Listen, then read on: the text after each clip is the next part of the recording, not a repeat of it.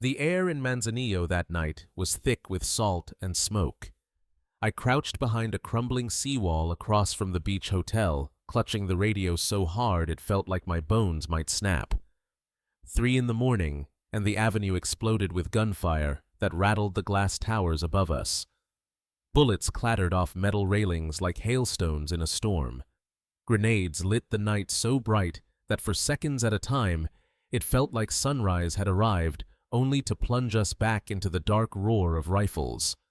"Maintain position," the voice ordered through my earpiece, calm as stone. I swallowed the taste of iron and forced my voice steady. Movement confirmed. 2 bodies dragged 3 vehicles repositioning. My words trembled more than my hands. Each phrase I spoke into the radio carried the weight of death, because somewhere in that chaos, men lived or died depending on what I said. Behind me, the Pacific rolled in indifferent waves, crashing in rhythm with the staccato of AK-47s.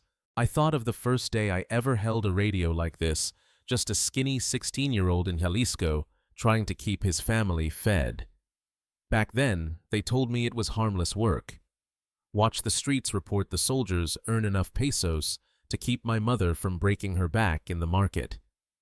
They didn't tell me that one day I'd be here in the middle of a war, disguised as a city, reporting the exact second when enemies took their last breath. The windows of the hotel shattered outward in a rain of glass. Shadows moved inside men, screaming rifles, snapping bursts that echoed down the boulevard. I pressed lower, my chest grinding into the wet pavement. The radio hissed again. "No survivors. Copy." I froze.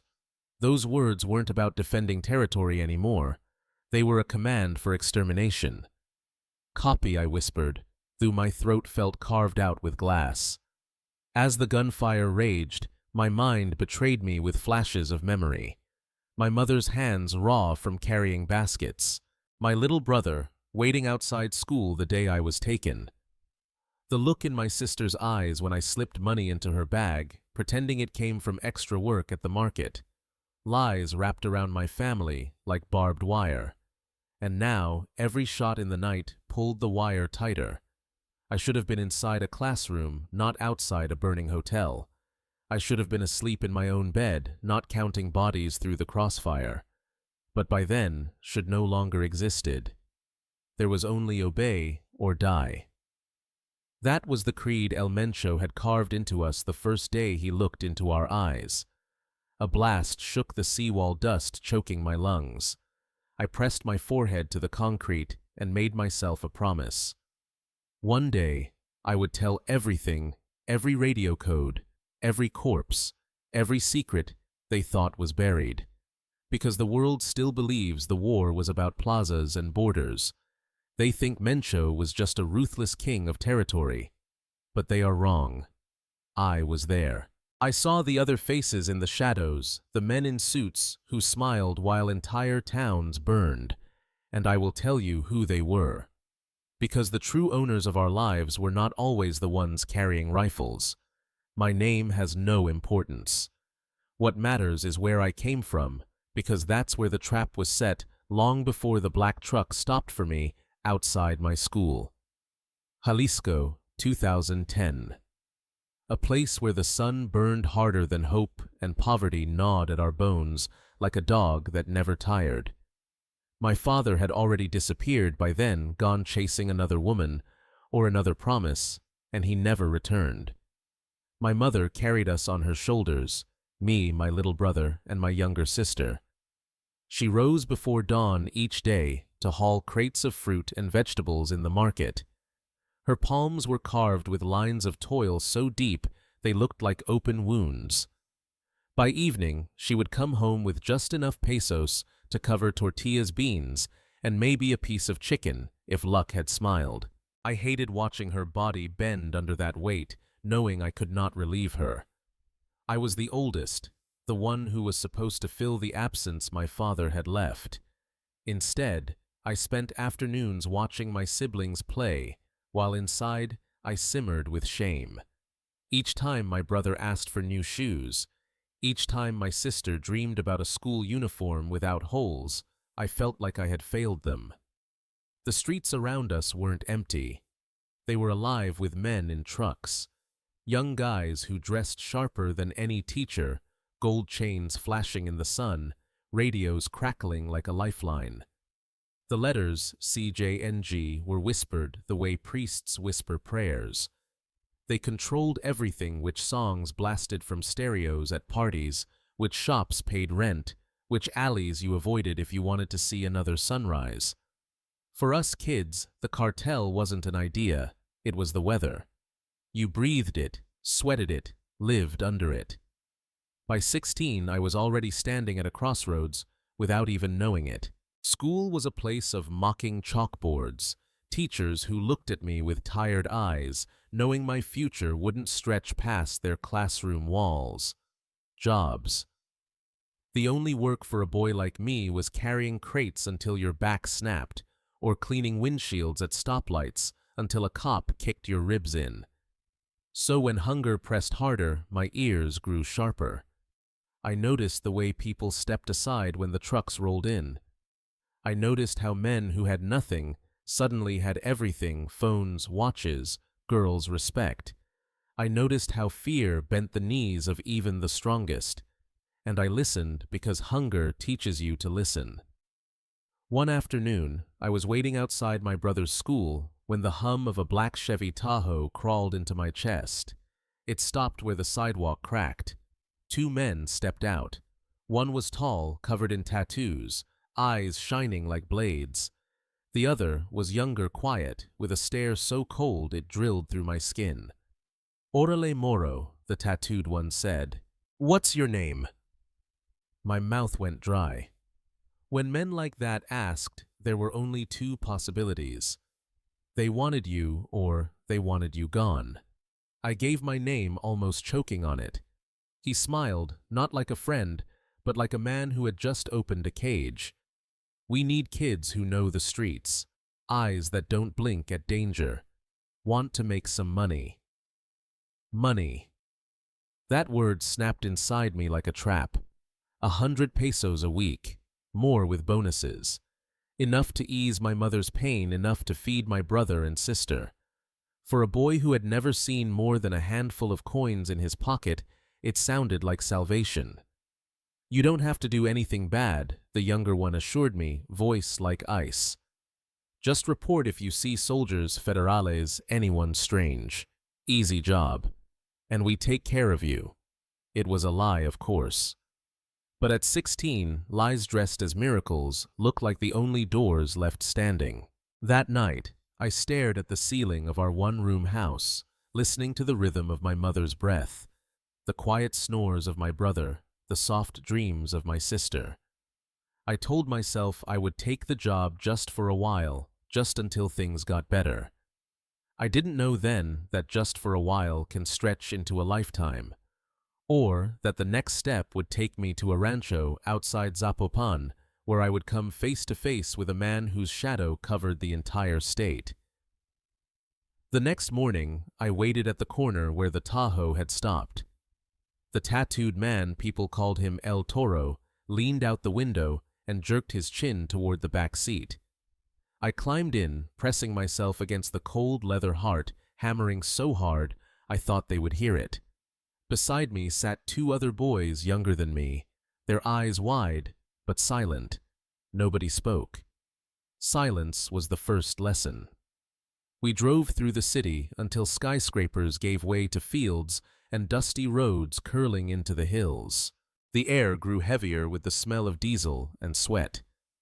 When the trucks turned onto a dirt road, I realized this was no neighborhood stop. We were heading for something bigger. The rancho appeared suddenly sprawling behind iron gates, encircled by mountains like a fortress carved into the land. Dozens of trucks, Suburbans, pickups, even armored vehicles were lined up like soldiers. Armed men stood at every corner, their rifles glinting in the sun. No uniforms, just jeans and boots, but their eyes were sharper than any soldier's. We were ordered out, lined up beneath a mesquite tree, whose shade did nothing against the brutal heat. The other recruits avoided my gaze, each of us pretending not to notice the fear etched on our faces. Minutes stretched like hours until another truck rolled in larger black glass, reflecting the blinding sky. When the doors opened, the air itself seemed to tighten. He stepped out without hurry. A man of average height, skin darkened by the sun, mustache-trimmed denim shirt tucked into worn jeans. But it wasn't his clothes that mattered, it was his presence. His eyes didn't scan the ground, they pierced it. When his gaze landed on you, it felt like standing naked in the middle of a storm. Nemesio Oseguera Cervantes, El Mencho. He walked the line, slowly pausing at each boy, measuring us without a word. When his stare locked on me, I couldn't breathe. Seconds dragged into eternity before he moved on. Finally, he spoke, voice calm, almost gentle. Welcome. Here we don't play games. Here you serve or you fall. Behind him, El Toro barked out the rules: loyalty without question, without exception, obedience without hesitation. Mistakes cost blood, yours or your family's. No one doubted he meant it. A radio was shoved into my hand, the plastic heavy as iron. They taught us codes: green for military, white for federales, red for rivals. Simple colors, but each one meant life or death. My call sign was Águila Tres. I repeated it in my head like a prayer. My first assignment came that same night. El Toro drove me to the edge of Zapotlanejo, a highway running black under the stars. Stand here. Report everything. Every hour say it's clear unless it isn't. Don't miss. Don't move. Don't speak to anyone. So I stood, backpack over my shoulders, like any student waiting for a bus, earpiece tucked inside my collar. Every 60 minutes, I pressed the button and whispered, Águila Tres. All clear. A voice would respond, low and steady, copy, stay sharp. The first nights passed in eerie calm. Cars whooshed by, people went about their lives, never knowing a teenager was silently measuring their world for the cartel. But then, the calm cracked. One night, I watched 3 trucks screech to a halt in front of a warehouse. 10 armed men spilled out, dragging another man by his wrists. His face was beaten, his hands tied. They shoved him inside. Minutes later, screams ripped through the walls, the kind of screams that split bone. I stayed frozen, every muscle turned to stone. I didn't need to see what happened. The sound was enough. That night when I got home, my mother asked why I was pale. I told her it was school troubles. I couldn't tell her that her son had already become part of a machine that chewed men alive. I thought I was still just a lookout, an observer, a boy holding a radio. But standing on that road listening to those screams, I understood. I had already crossed the line, and there was no turning back. At dawn, the recruits were gathered once more beneath the mesquite tree. Dust swirled around our boots, and the heat pressed down like punishment. El Toro stood before us, arms crossed, watching our every twitch. Then, like a shadow falling over the land, he arrived again. El Mencho. He didn't need banners or music. His presence was its own ceremony. He looked at us one by one, his gaze steady as though he was engraving our names into his private ledger. Then he spoke low and deliberate, each word heavy as stone. Absolute loyalty, total silence, military discipline. He let the words hang in the dry air. If one betrays, he dies. If one betrays, his family dies. This is not a threat, it is the sun rising tomorrow. We stood still, not even daring to swallow. Behind him, El Toro repeated the commandments: no questions, no excuses, no weakness. We were soldiers now, whether we wore uniforms or not. Soldiers who owed their lives not to a country, but to a man. Then came the test. We were driven out in pairs to isolated corners of the city. My task was to hold a street near El Salto, a warehouse district known for silence too heavy to be natural. Report every 10 minutes, El Toro ordered. Don't miss, or you'll answer for it. I stood alone on a corner, pretending to wait for a bus, a cheap candy in my hand, the radio hidden in my backpack. At first, it was easy. I whispered updates received the same monotone confirmation and kept my eyes open. But as the sun bled into the horizon, a convoy rolled up. Trucks screeched to a halt, men jumped out, rifles gleaming. They dragged a man from one of the buildings, wrists tied, mouth gagged. His body was broken before they even began. I wanted to turn away, but I couldn't. The first blow made him drop like a sack. The second left him still. By the third, he was no longer a man, just a warning. I knew what my orders were. Observe, report, stay silent.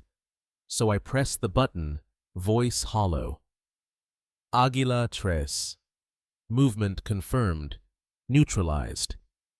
The voice in my ear replied, copy. No emotion, no pause. Like death was just another entry in a logbook.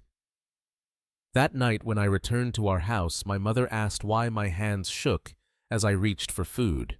I told her I was tired from schoolwork. She didn't press me.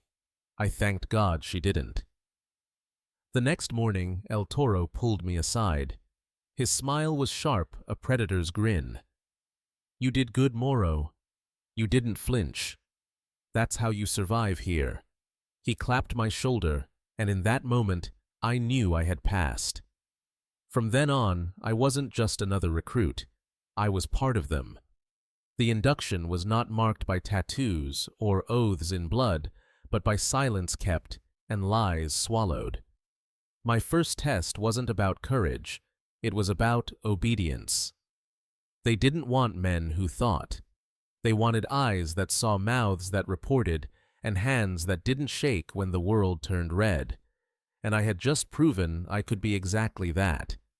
But inside, a part of me began to rot. Because when you watch a man beaten into silence and say nothing, you're not a bystander. You're complicit. And no amount of candy or excuses can wash the blood off your tongue. The radio became my heartbeat. Every morning, I slipped the earpiece beneath my shirt collar. Every night, I whispered codes into the dark. Green meant soldiers. White meant federales. Red meant rivals. Simple colors that now painted my world in blood. At first, the missions were routine. Stand on corners near San Juan de Dios, lean against a wall in Tepatitlan, buy candy to look like a kid killing time. My words into the radio were always the same, Águila Trio, all clear.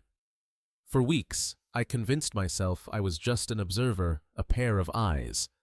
But the truth was waiting. It only takes one night for the mask to fall. That night came in Tepalcatepec. I had been ordered to watch the northern road, nothing unusual.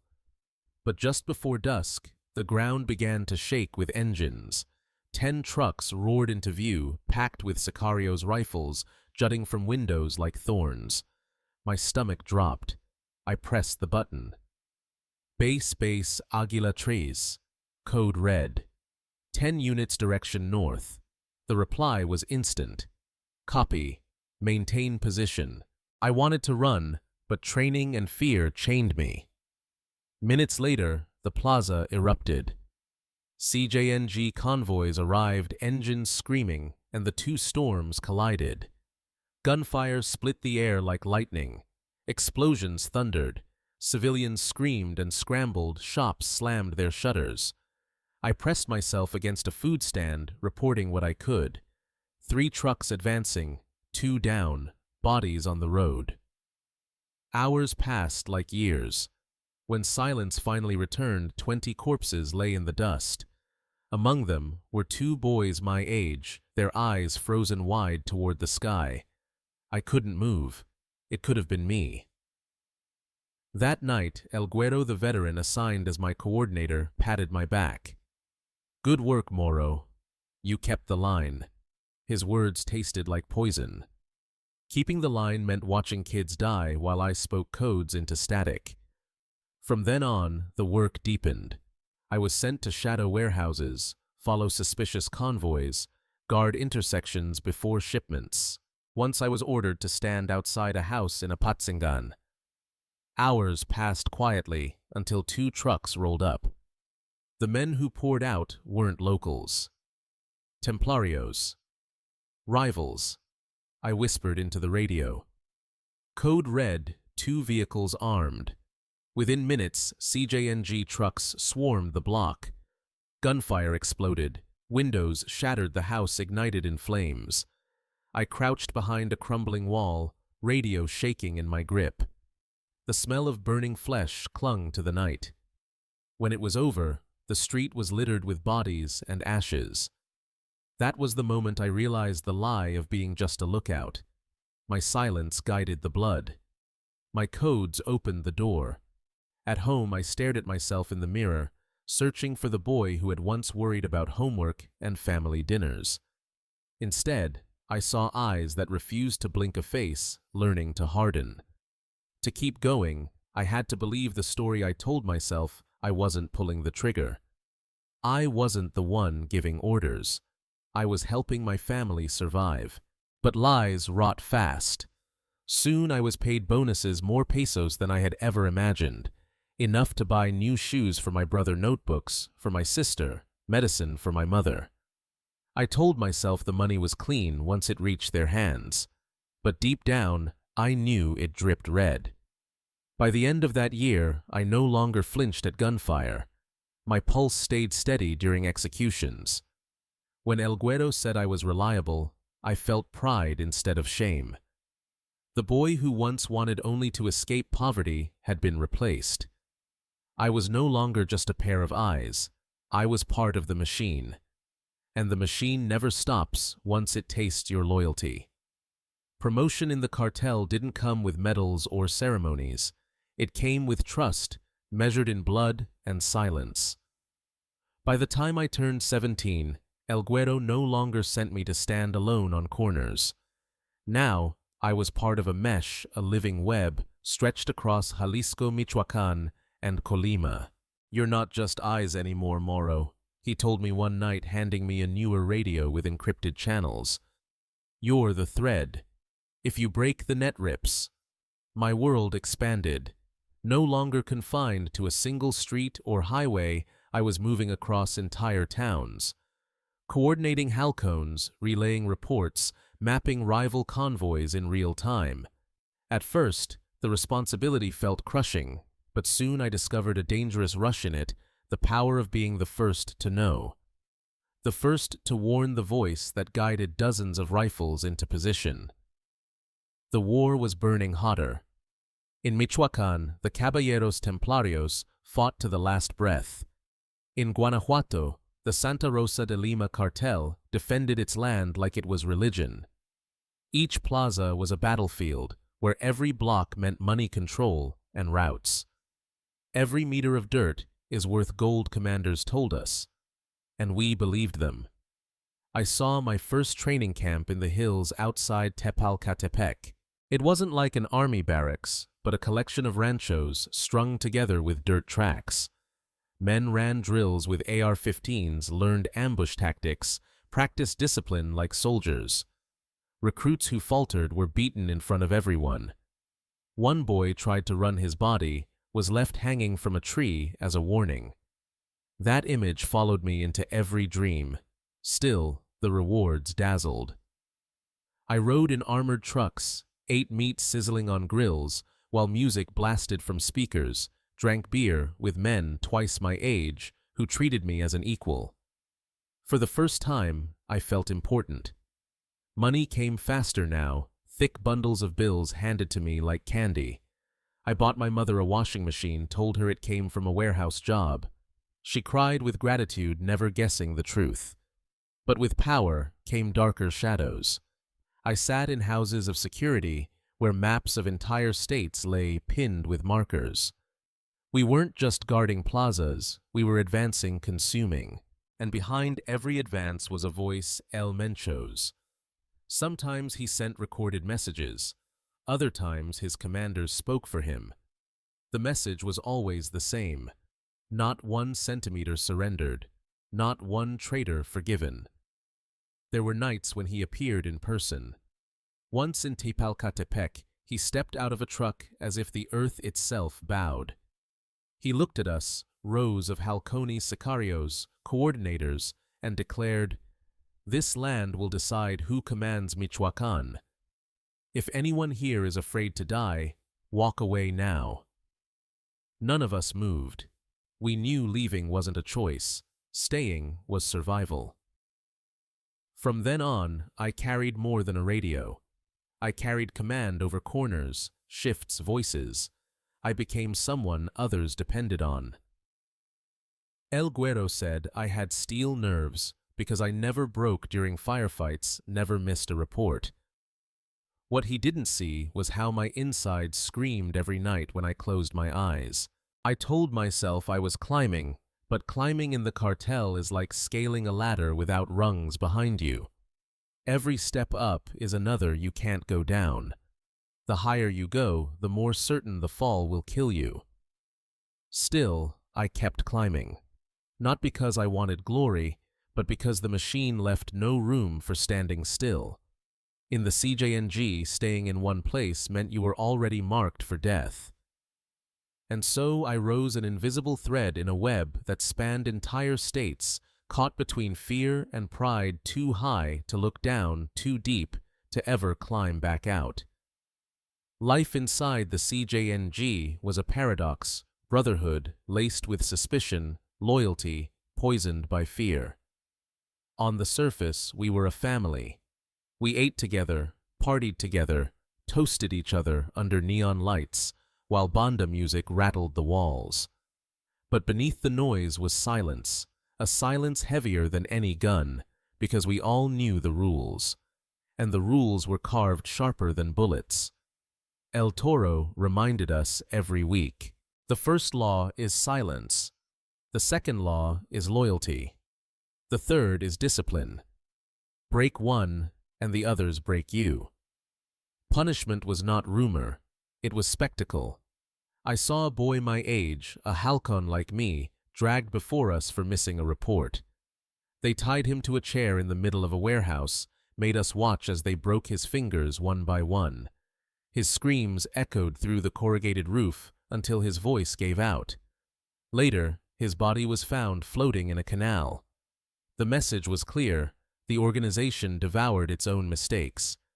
And yet, they dressed our cage with velvet.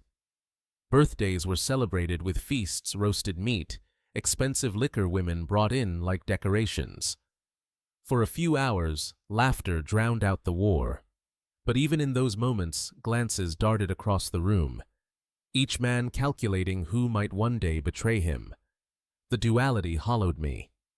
In the morning, I delivered reports like a soldier.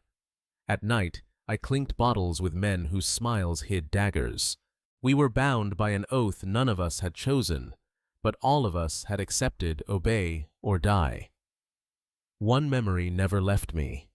We were stationed near Villagran at a gas station gone dark after sunset. Orders were to report rival movement. Hours ticked by in tense quiet until headlights appeared, 2 trucks, no plates, creeping along the old road. I whispered into the radio, "Gavilan 4, 2 units direction north." Command replied, "Copy.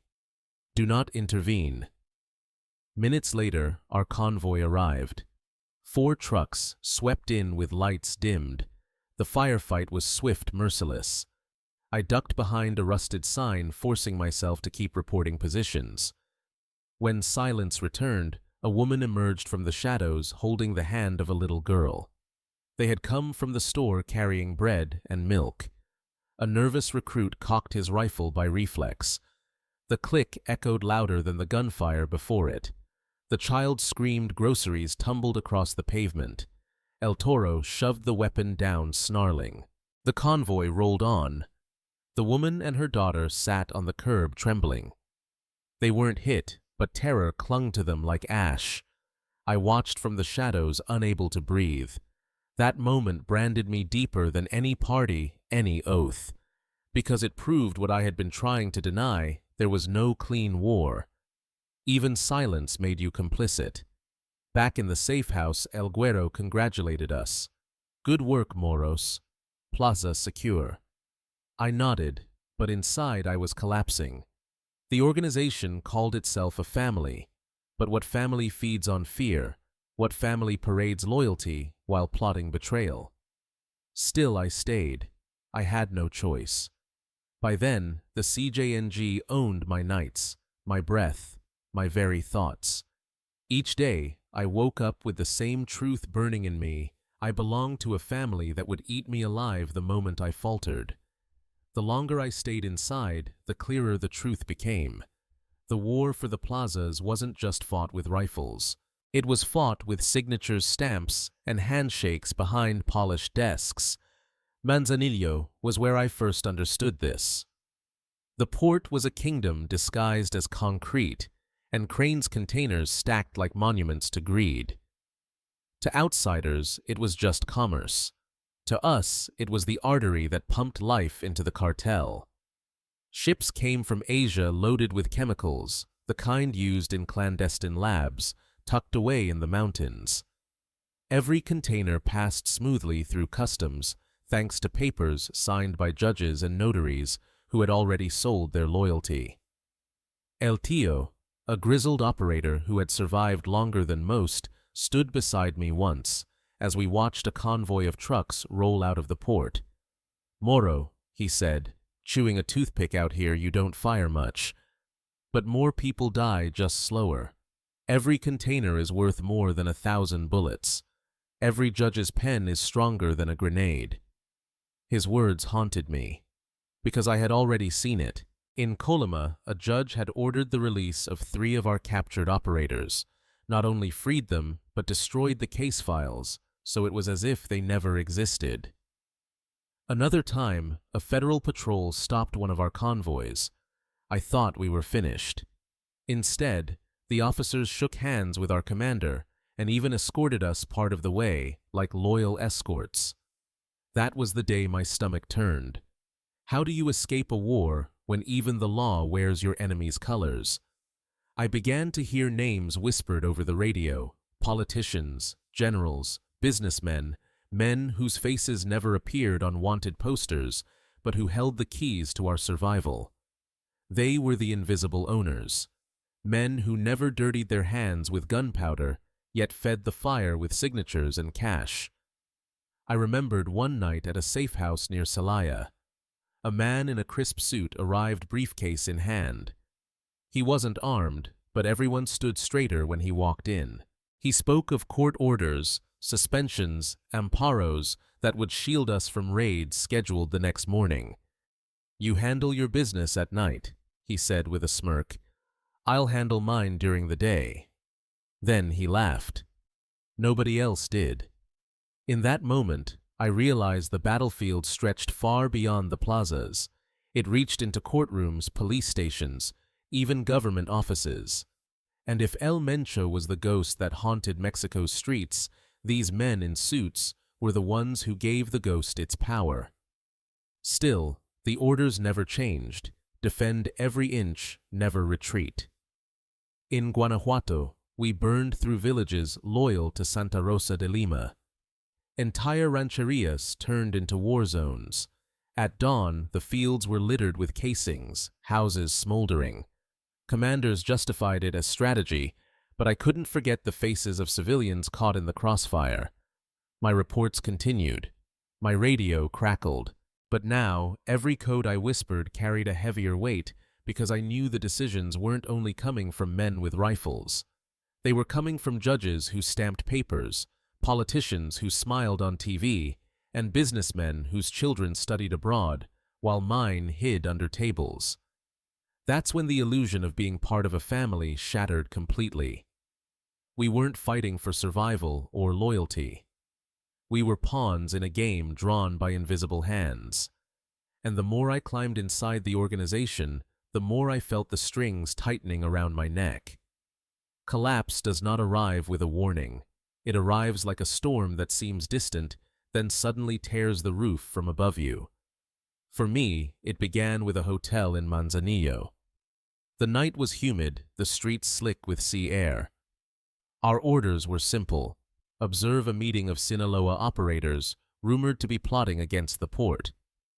El Tío placed me with 2 other Halcones at a vantage point across the avenue. "Keep your mouths shut unless you see movement," he said. "The convoy is close."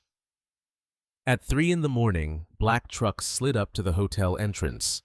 Men spilled out armed to the teeth. My breath caught as I pressed the radio. "Base Gavilan 4. Movement confirmed." The reply was sharp. "Hold. Do not intervene."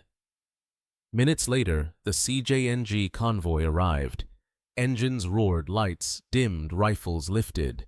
The avenue erupted in a storm of fire. Grenades shattered windows, turning the hotel into a lantern of smoke and flame. Civilians screamed. Glass rained onto the pavement. I crouched behind a palm tree, choking on dust, reporting through a throat that barely worked. Then came the order that broke me. No survivors. It wasn't about controlling the plaza anymore, it was about erasing it. I watched shadows dragged into trucks, bodies left in the street, flames licking the night sky. And for the first time, I didn't feel fear or adrenaline. I felt emptiness, a hollow so deep it threatened to swallow me. When dawn came, I returned to the safe house trembling. El Güero patted my back. "Buen trabajo, Morro. The plaza is ours." I nodded, but inside something snapped. That wasn't work. That was slaughter. From that night, paranoia wrapped itself around me like a second skin. Every sound of a truck on the street made me flinch. Every knock on the door felt like a death sentence. I began to dream of escape, the thought whispering to me each time I saw another recruit vanish, another brother turned into an example. The breaking point came weeks later on a convoy headed toward Michoacán. We stopped at a gas station for fuel. I reported a radio malfunction, stepping a few meters away under the pretext of fixing it. My pulse hammered so loud I thought they would hear it. Then, without turning back, I walked into the dark highway. Every step felt like a bullet waiting to strike me down. But no shout came, no rifle fired. Perhaps they were distracted, or perhaps fate gave me one chance. I reached the road, flagged down a passing bus to Guadalajara, and sank into the back seat, heart racing. For the first time in years, I breathed air that didn't stink of gunpowder. But freedom was only a word. In reality, I had traded one prison for another. In Guadalajara, I hid in cheap hotels, moving every 3 nights. I found work hauling sacks in a night market, muscles screaming, hands blistered, but at least the money was honest. Still, every siren outside sent me under the bed. Every ring of a phone made my blood freeze. Because you don't just leave the CJNG. You disappear from them, or they make you disappear. And the more I looked over my shoulder, the more I realized the cartel's shadow stretched everywhere, in the streets, in the courts, even in my nightmares. The collapse wasn't just of my role in the organization. It was the collapse of every illusion I had clung to, the illusion of family, of loyalty, of survival. All that remained was the truth. I was a ghost marked by the very machine I had once helped build. I never imagined survival could feel so much like imprisonment. On paper, I was free, no more radios buzzing in my ear, no more orders barked by men who lived like gods and died like dogs. But the truth is, the war followed me long after I walked away from that gas station. Every morning, I woke to the same dread, a black truck idling outside, a knock on the door that never came. I changed hotels so often, I forgot what my own reflection looked like. My nights were worse dreams, filled with the Hotel Inferno in Manzanillo, with the little girl screaming at a gas station, with the blank stare of two boys my age, sprawled lifeless on a street in Tepalcatepec. I woke drenched in sweat, the smell of gunpowder still clinging to my nostrils, though the only smoke nearby came from street vendors frying meat. To stay sane, I began to write. At first, it was scattered notes, codes, call signs, the names of plazas, and the operators who commanded them. But soon it turned into whole pages stories that spilled out faster than I could contain them. I filled notebooks with memories I could not share aloud. Each word felt like a wound reopened, but also like a breath I could finally take. Sometimes I wondered if writing was enough, because no matter how many sentences I wrote, the ghosts did not leave. They sat with me at every meal, followed me through every alley, whispered through every police siren that wailed in the distance. I tried to live. I found work in markets, later in a small garage where I learned to fix engines. I even met people who offered kindness, a coworker inviting me to dinner, a woman selling food who smiled at me without suspicion. But I couldn't accept their kindness without choking on guilt. How could I sit at a family table when I had seen families erased? How could I smile at a woman when my hands still shook with memories of the lives I'd helped destroy? I realized then what true punishment was. Not prison, not even death. True punishment is survival with memory. To walk the streets every day carrying secrets too heavy to tell, to smile while hiding a past that would terrify anyone who looked too closely. So these words is my confession. Not to a judge, not to the police, not even to my mother, who still believes I worked warehouse jobs in those missing years. This confession is for whoever still believes there is glory in being a Halcón, whoever thinks fast money is worth the chains it binds you with. There is no glory, only ghosts. The world still thinks El Mencho is just a name, just another narco legend. But I tell you this, he was not only a man. He was a shadow cast over everything: streets, mountains, ports, courts. His power lived in the rifles of teenagers and in the signatures of judges who smiled while selling justice. He was a phantom that rewrote the rules of Mexico, and we, the Halcones, were his disposable eyes. My name does not matter. What matters is this warning: once you step inside that machine, it does not let you go. You can run, but you will never stop looking over your shoulder. You can escape, but the war will follow you into every dream. If these words reach even one young kid tempted to join, let them hear me. The fast money dries up, the power crumbles, the family devours its own. And in the end, all that remains is what I am now, one more ghost of the war, for the plazas whispering into the void, begging someone to listen before the silence swallows them too.